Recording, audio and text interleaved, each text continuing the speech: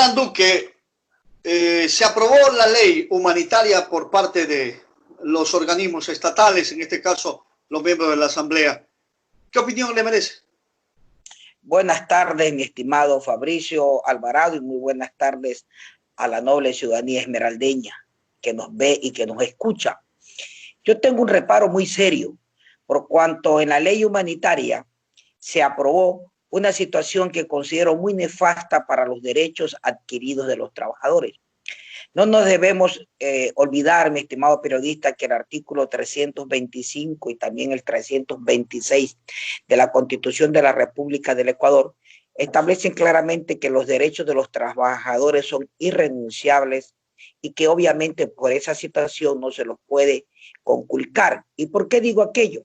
Porque en esta famosa ley llamada de ayuda humanitaria, se aprobaron disposiciones que posibilitan que el dueño de los medios de producción, es decir, el empresario, y también el sector público, ahora con el nuevo anuncio de la medida económica, se pueda rebajar la carga horaria de trabajo. Y por ende, obviamente eso implica también una rebaja, una mengua en los derechos económicos y en la remuneración de los trabajadores.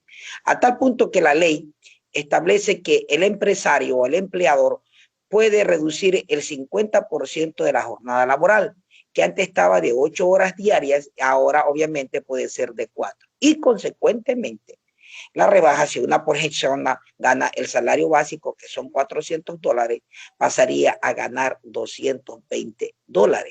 Entonces, esa situación es sumamente grave, dada la situación calamitosa económica por la que está atravesando el pueblo ecuatoriano y por ende la familia ecuatoriana.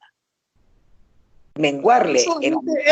No solamente, doctor, eso es lo que preocupa. Recuerde que incluso los docentes y a todos los sectores públicos, el propio Estado le va a bajar de 1 y a otras 2 horas. Eso es lo preocupante. Hoy día, muy por la mañana, en una cadena nacional de televisión y de radio inusual, a las 7 de la mañana, el presidente de la República nos desayunó con esa infausta e ingrata noticia. Yo pienso y considero que no está bien que la crisis económica que estamos atravesando en el país a consecuencia de esta pandemia mundial del coronavirus no la deben pagar los sectores más desprotegidos, en este caso los trabajadores, llámese en privado o llámese en público. A mí me parece una situación, una idea descabellada de parte del gobierno nacional, ¿no es cierto?, haber decretado la rebaja de las 2 horas en determinado sector público, en determinado campo y 1 hora en el campo educativo. Consecuentemente, aquella rebaja significa que también va a haber una mengua o una rebaja en la remuneración.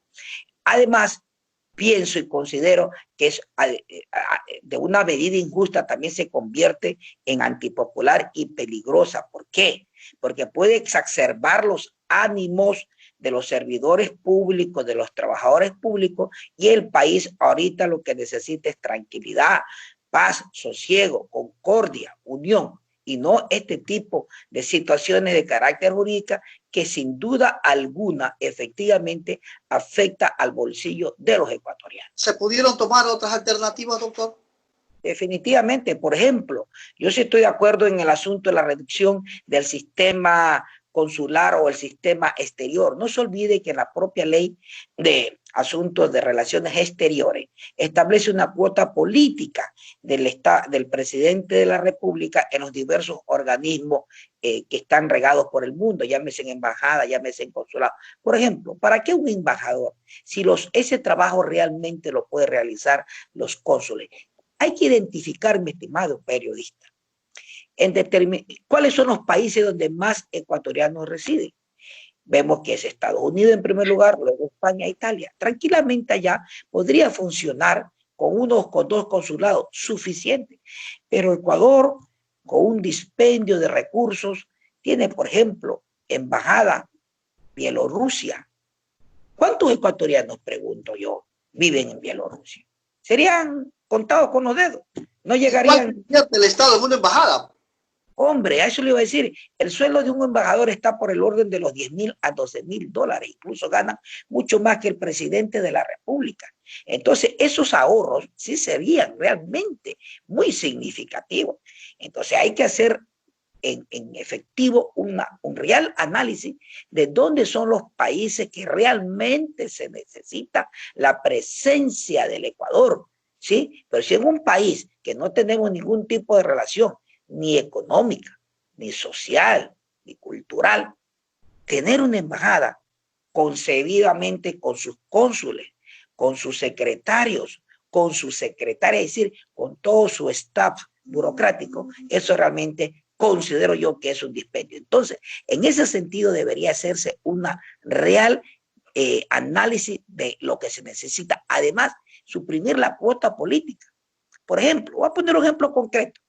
El embajador de España es el papá del señor Juan Sebastián Roldán, secretario general de la Presidencia de la República. Es además de ser una cuota política, ¿no es cierto? Es algo hasta inmoral. ¿Por qué? Porque el funcionario público de alto nivel se está aprovechando de su investidura para designar a determinada persona, a determinado familiar en esos cargos. Y así sucesivamente a manera de ejemplo, no sé si seguirá o ya lo habrán retirado de la cuota política el hijo de la anterior presidenta de la Asamblea, esta señora Cabezas, ¿sí? Un muchacho creo que no tenía más de 20 años y ocupaba el cargo de cónsul del Ecuador en Uruguay. ¿Cuánto cuesta un cónsul para el país? De 8.000 a 10.000 dólares, ya le dije. Entonces, esas cuotas políticas deben desaparecer y no meterla o seguirle metiendo la mano al bolsillo a los más pobres, a los empleados y servidores públicos. A mí me parece una idea descabellada del presidente de la República bajar la hora laboral o la carga laboral dentro del sector público y peor aún afectando a los maestros ecuatorianos, que lo que realmente nosotros necesitamos es afianzar el campo educativo. ¿Para qué? Para que nuestros maestros se sientan estimulados día a día para cumplir ese noble apostolado, cual es el de la enseñanza. Doctor, se me ocurre decir, ¿para qué han servido las famosas zonas? Las zonas que se crearon. Yo diría, ¿por qué debemos los ecuatorianos pagarle la campaña política o asumir un costo por campaña política? ¿Por qué debemos los ecuatorianos pagar los famosos sueldos de ministros? Toda esa parte no se la toca, doctor. Mire, mi estimado periodista, la otra vez se hicieron análisis serios dentro de la carga burocrática del país. Y existen alrededor, escúchese bien, esmeraldeños, algo más de 50 entidades públicas que sinceramente no sirven para nada. Había una que hasta el nombre era medio rimbombante y medio difícil pronunciar, Secretaría Intergeneracional, Secretaría para el Aire y el Espacio. Amigo periodista, eso es un dispendio de... ¿Cuánta gente ahí trabaja? Esos son los verdaderos pipones que se heredó esta administración y aún la sigue manteniendo. Las mantiene. Al anterior periodo correísta. ¿Quién? Para pagar los favores políticos, crearon un sinnúmero de entidades públicas ficticias que en el campo real no hacen nada. ¿O acaso nosotros ya nos hemos olvidado la famosa Secretaría del Buen Vivir, donde el señor Freddy Heller lo único que hacía era tomarse fotos abrazando un árbol? Entonces, no está bien, estimado periodista. Debe haber una reducción seria, una reducción honesta de las entidades públicas que se han convertido en verdaderos pulpos del presupuesto del Estado. Mientras ello ocurre, doctor, no se hace nada en esto de la corrupción. El anterior gobierno, el actual régimen, o sea, todo está, y cuánto hay y cuánto se han llevado en esto de la corrupción, y ahí está la plata de los ecuatorianos. Una reflexión seria usted hace, mi estimado Fabricio. Ese es otro gran cáncer, peor el virus del corona, el que estamos sufriendo todos los ecuatorianos, los esmeraldeños y el mundo entero, la corrupción. Aquellas personas miserables, perdónenme la expresión, pueblo esmeraldeño, que aprovechándose de esta pandemia, de esta calamidad médica que estamos viviendo en el país y en el mundo entero, se aprovechan para hacer su agosto, su negociado. Entonces, obviamente, como es usted, tomo la palabra. una reflexión. Por ejemplo, a mí me llama sumamente la atención cuando veo a los dirigentes de los gremios empresariales, llámese Cámara de la Industria, llámese Cámara de Comercio, como usted lo quiera llamar, hablando de la corrupción, pero aquí hago una reflexión sincera, mi estimado Fabricio, porque ellos también nos dan el ejemplo y llaman al orden, a la moral, a la cívica de los integrantes de esos gremios empresariales. Porque no se olvide que el problema de la corrupción, el problema del cohecho, el problema de la corrupción, el problema de doble vía, es decir, tan corrupto como el que ofrece, como el que da, tan corrupto es como el que exige o como la persona que da. Entonces la corrupción también, insisto, no solo es de una vía, es decir, del funcionario público que lastimosamente, transgrediendo su juramento al momento de poner su firma y aceptar un cargo para desempeñarlo, dice que lo va a desempeñar de acuerdo al apego a la Constitución, a la ley y a la moral. También el sector empresarial, es decir, el sector público, quien es el que presta el servicio, es corrupto. Entonces, yo también hago un llamado de atención, no solo a los pésimos funcionarios públicos, que son pocos, que son una minoría, pero lastimosamente causan daño. Figúrese, nos estamos desayunando los esmeraldeños y los ecuatorianos,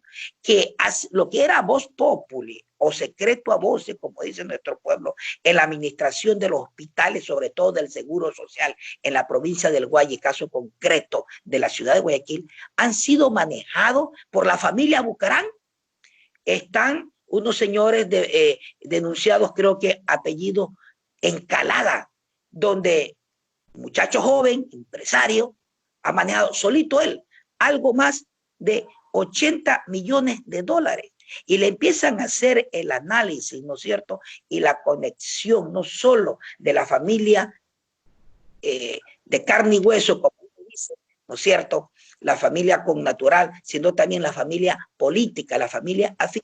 Y ve, una hermana de este señor que está en promedio, es casada o fue casada con el señor Michel Bucarán Puley. Entonces no está bien que se siga, y yo no sé, yo no entiendo por qué el presidente de la República, conociendo estos desmanes dentro de la, lo permite. ¿Respaldo de qué? ¿Qué respaldo le pueden dar honestamente los señores? Lo peor es que no se hace nada. No vemos nada. Ese es el problema. Entonces es importante este tipo de entrevistas. Usted a la cabeza, Fabricio, a través de este medio de comunicación, de exigir, como se dice comúnmente, de poner el cascabel al gato. ¿Para qué? Para que la Fiscalía General del Estado y para que la Contraloría General del Estado, órganos competentes de acuerdo a nuestra Constitución, investiguen, luego sancionen y por último traten efectivamente de poner a buen recaudo a estas personas y no les sigan causando daño económico a la escuálida presupuesto de la familia ecuatoriana. Y por eso molesta e indigna que esta crisis, que deben pagarla efectivamente los más poderosos, los que más tienen, los que más se han beneficiado de las medidas económicas, lo haga el pueblo o el pobre maestro, que realmente usted vea, aparentemente es poco que le van a reducir, pero a un maestro redúzcale 40, 50, 100 dólares. Y es platita, pues. Ya le sirve por lo menos para pagar gran parte de los servicios básicos. La luz, doctor, el teléfono y el agua potable. ¿No cree usted que ya debe de acabarse las pensiones vitalicias de presidentes, vicepresidentes, unos que están incluso presos, pero estoy ganando bien, doctor? O sea, esto es lo que ocurre. Y ese es otro contrasentido y gran contradicción de la ley de ayuda humanitaria que aprobaron.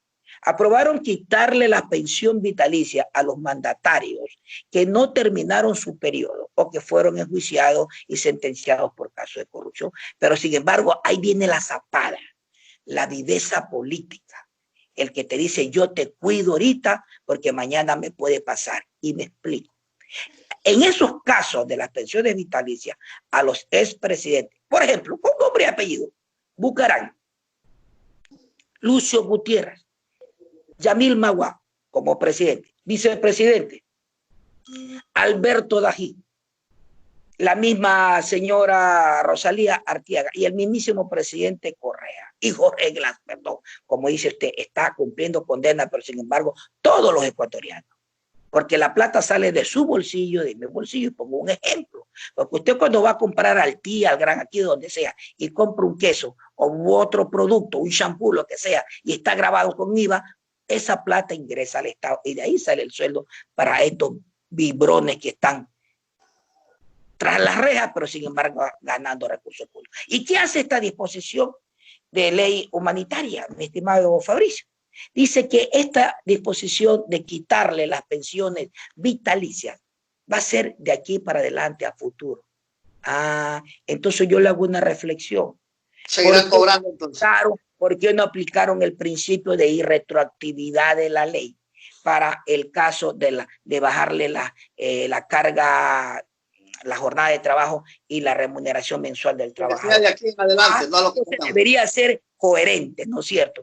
De aquí para adelante, entonces debería ser esa disposición que le permita al empresario o al dueño de los medios de producción negociar con el trabajador, sea las nuevas contrataciones laborales, pero no ya las establecidas, porque insisto, eso lo contempla el 325 y 326 de la Constitución, que prohíbe expresamente renunciar y conculcar los derechos de los trabajadores. Entonces hay cierta viveza criolla, es decir, para quedar bien, aparentemente dicen, está bien el pueblo, está bien que esos rateros corruptos le quiten la pensión, pero lo que no sabe el pueblo, que a los corruptos de ayer, ¿sí?, que la gente los botó en la calle, que los enjuiciaron, unos están cumpliendo condena, otros se fueron a refugiar 20 años en Panamá y hicieron que se prescriba la acción, siguen y seguirán gozando de las pensiones vitalicias, que es plata de los ecuatorianos.